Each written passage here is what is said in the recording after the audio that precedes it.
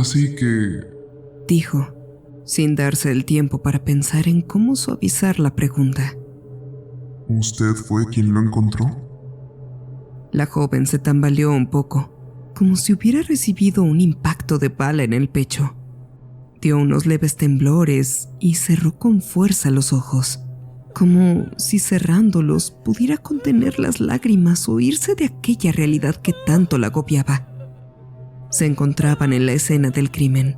Tanto los técnicos forenses como la mayor parte de los oficiales se habían retirado hacía varias horas, pero por alguna razón que solo aquel insensible detective conocía, este había decidido llevar a cabo su interrogatorio en el lugar de los hechos, tomando un par de sillas del comedor y poniendo a ambos en el centro de una pequeña habitación, amueblada con una cama, 2 cajones a los lados y un mueble que le hacía de escritorio, en el cual descansaba una computadora.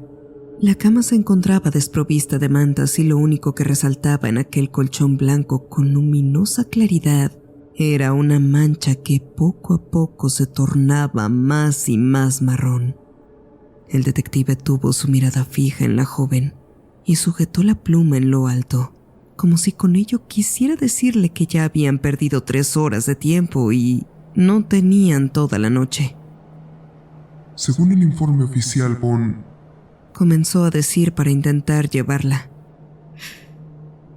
¡Sí, maldita sea!, dijo la joven abriendo los ojos y dejando resbalar varias lágrimas por sus mejillas. ¡Lo encontré yo! Yo fui quien dio el aviso a la policía. ¿Está contento? Y tras decir eso, volvió a soltarse a llorar y a temblar mientras abrazaba a su cuerpo, como si ahí, en medio del dolor y el abandono, encontrara consuelo en sus brazos, aun si estos fueran de ella misma. Croft mantuvo la vista en la joven. No debería tener más de 24. Su cabello era castaño y su estatura era de 1,55. Era delgada, pero no consideraba que fuera fuerte, y todo en su vestimenta prácticamente le llevaba a descartarla como sospechosa. Claro que aquello nunca pasó por su cabeza. Aún así, no le gustaba quedarse a entrevistar a los testigos. Requería demasiada paciencia y cercanía para que se abrieran a ti y te dijeran lo que necesitabas oír. Y si Jason Croft no podía jactarse de algo, era de establecer cercanía con los desconocidos. Sabía que el tiempo era fundamental y que aquel caso no era ni siquiera el tercero.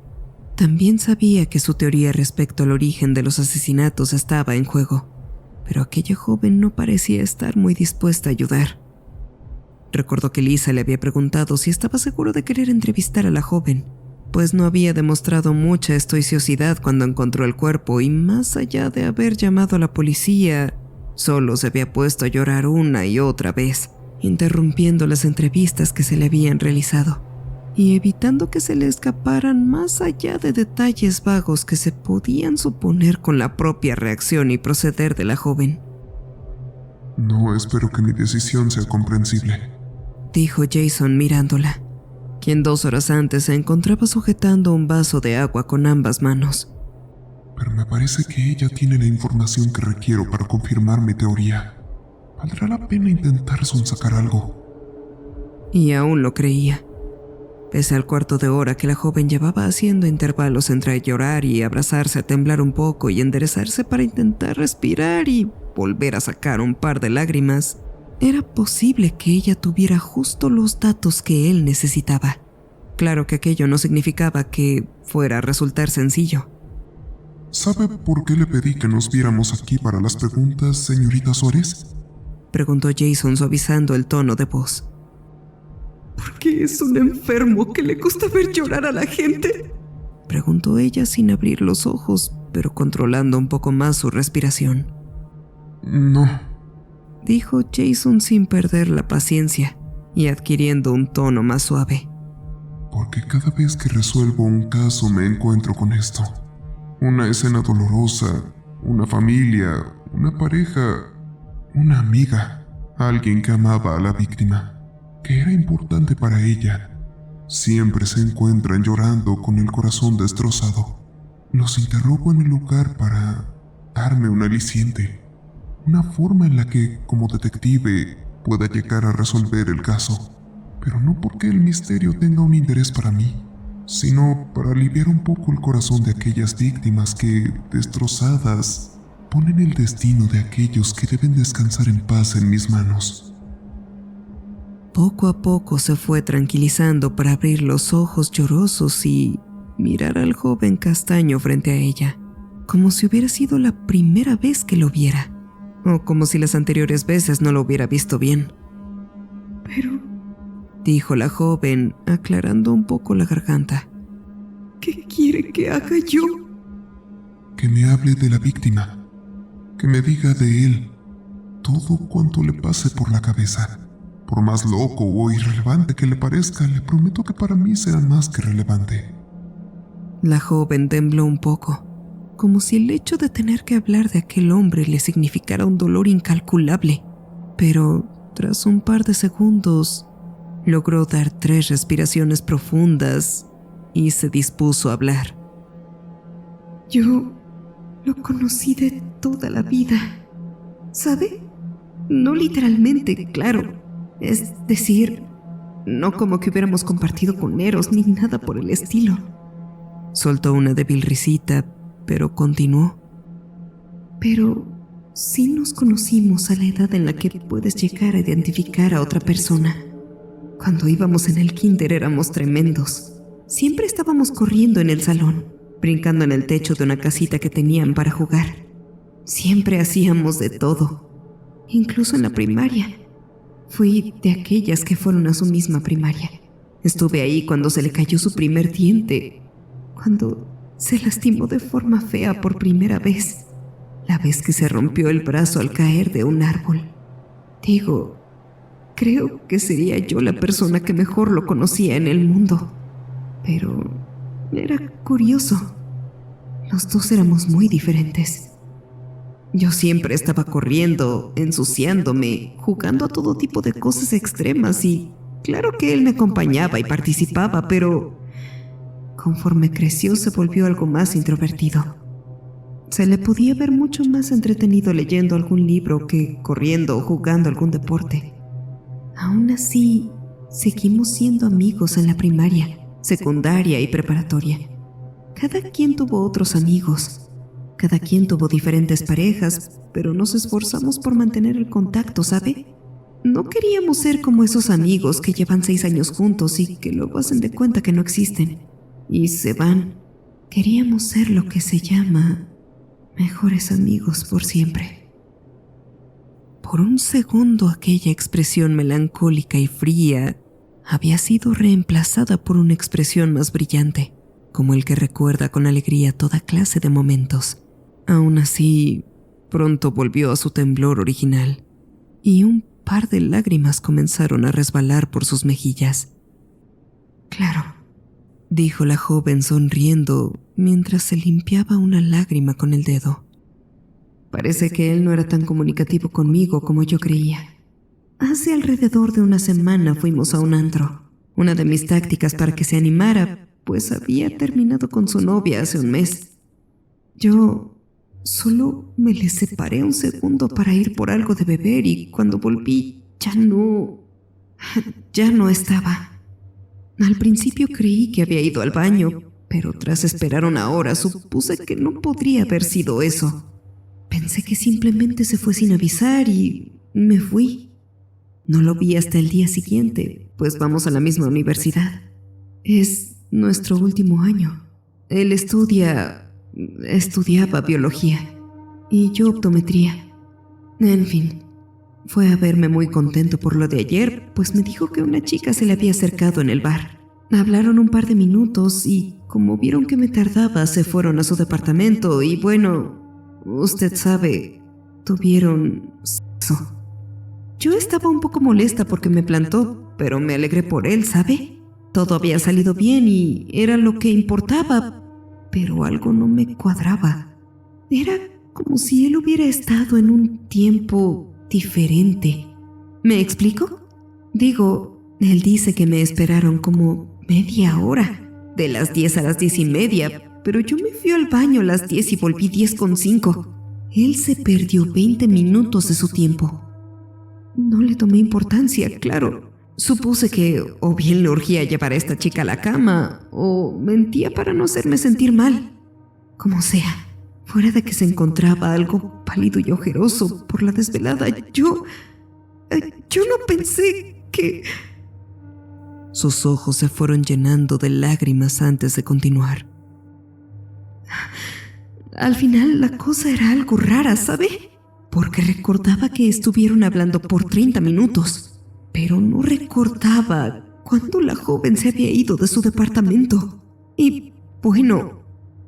Y cambió a un tono mucho más defensivo. ¿Pero yo qué iba a saber?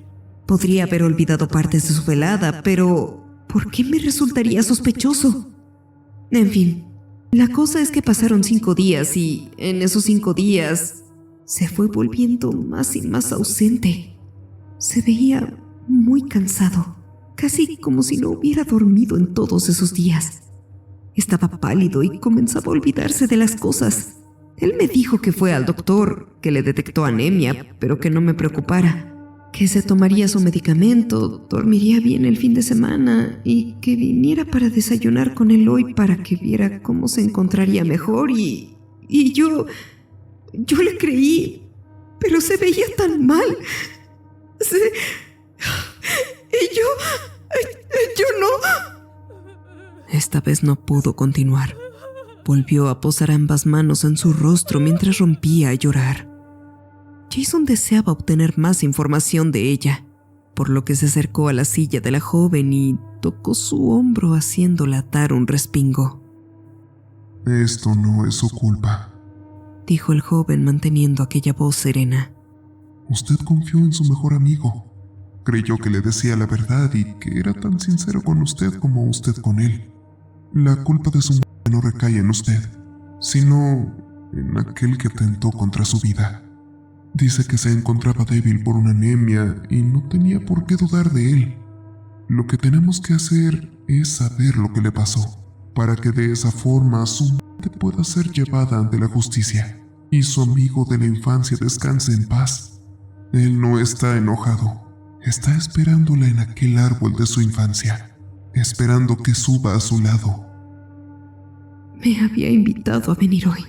¿Es verdad?, dijo la joven en un tono mucho más sereno. Pero no fue por eso que vine. Vine porque... Debí haber dicho esto antes, pero... Lo está diciendo ahora, dijo Jason, ocultando su emoción en una voz tranquila. Eso es lo más importante. Lo que pasa es que anoche, justo antes de que me quedara dormida, yo... La joven tomó aire, como si intentara quitarse el miedo antes de hablar. Recibí una llamada. Casi no la contesto, pero usted sabe, podría ser importante. Eso es lo que siempre dicen, ¿no? Entonces, pues lo hice. Contesté la llamada y lo que oí fue a mi amigo. Fue a Julio.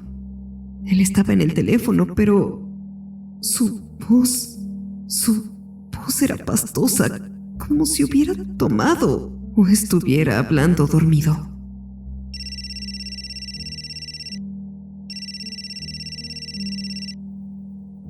Meg. Decía como si me hablara entre sueños.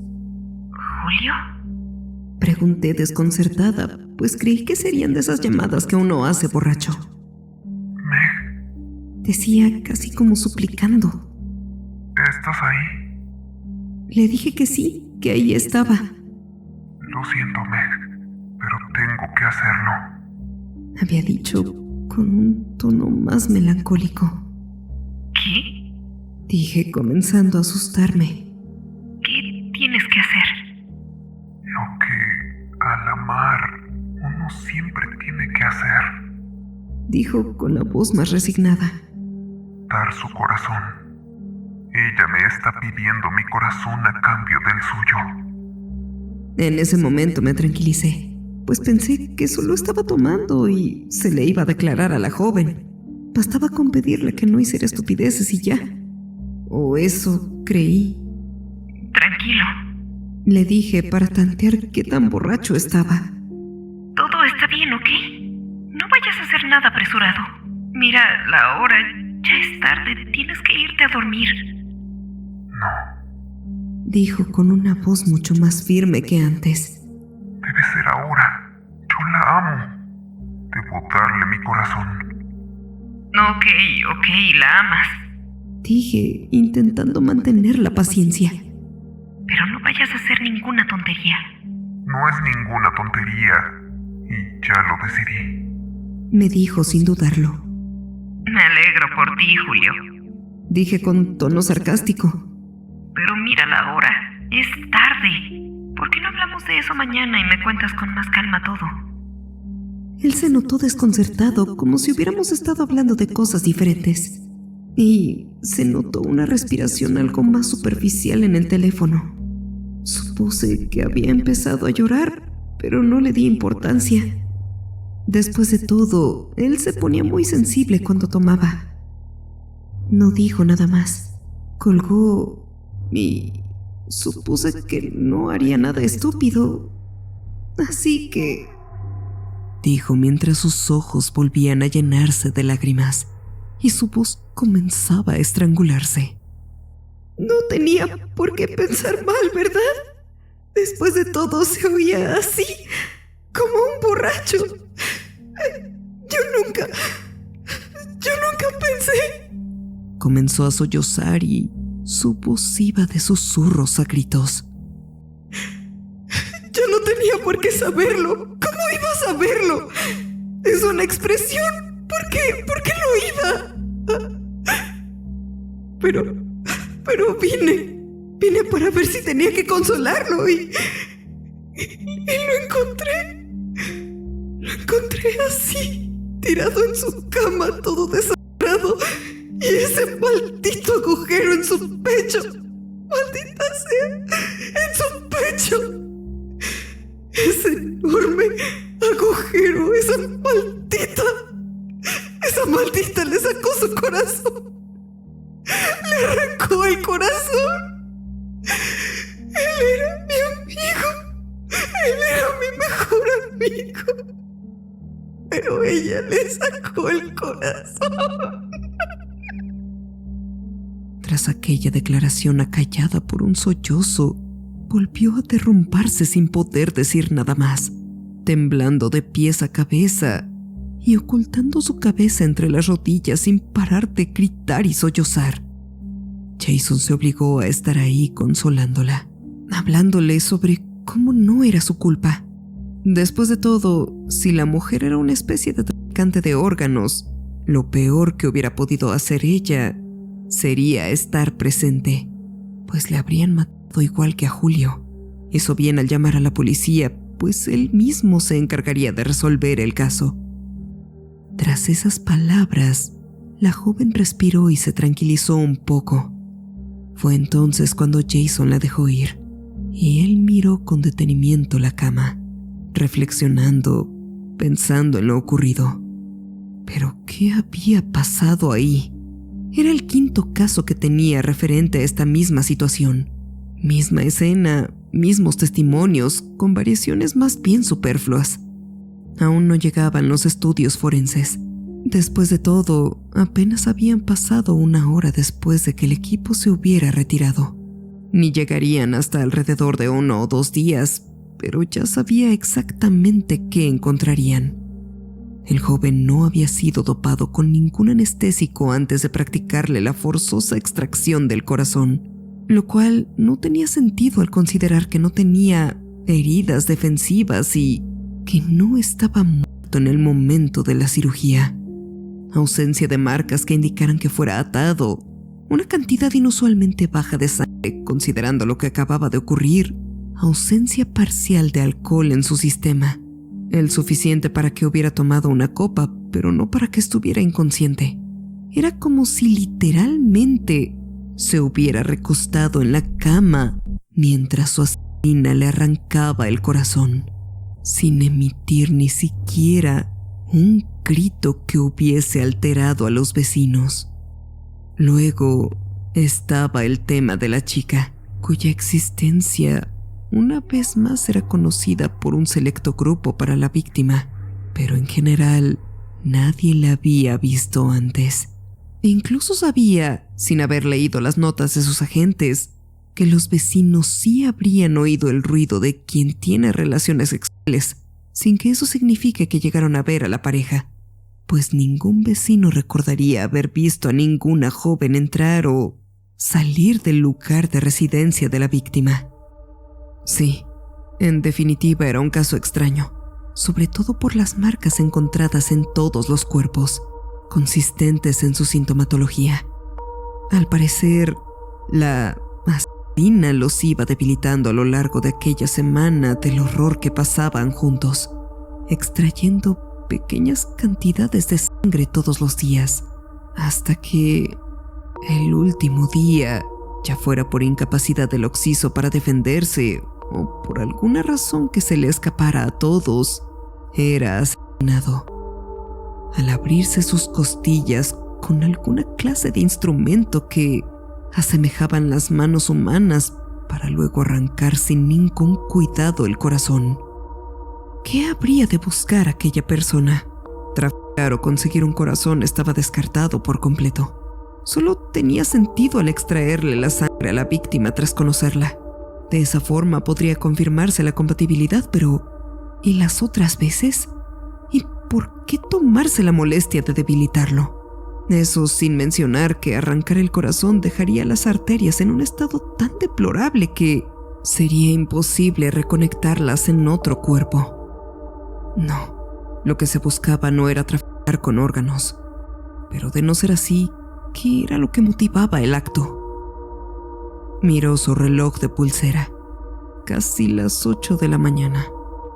El volver a su casa para dormir un poco había quedado completamente descartado, pero podría comprar un café en el camino a las oficinas donde trabajaba Lisa y volver a revisar el caso.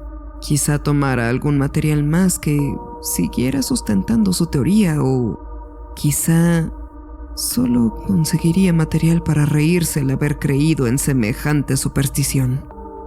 Después de todo, ¿qué pruebas tenía de aquello? ¿La involución de los ataques? Es verdad, antes el mundo no duraba ni una noche vivo, pero los últimos 5 casos habían durado una semana. ¿Qué? ¿Con el tiempo había dejado de morder y ahora usaba una clase de intravenosa? Bueno, en cualquier momento uno puede darse cuenta de lo ineficaz que resulta morder. ¿Aquella sustancia en la saliva le servía como un coagulante? No necesariamente debía ser su saliva. Después de todo, el ADN no había recolectado nada útil de ella. ¿Que la asesina de algún modo había conseguido que la víctima se quedara quieta?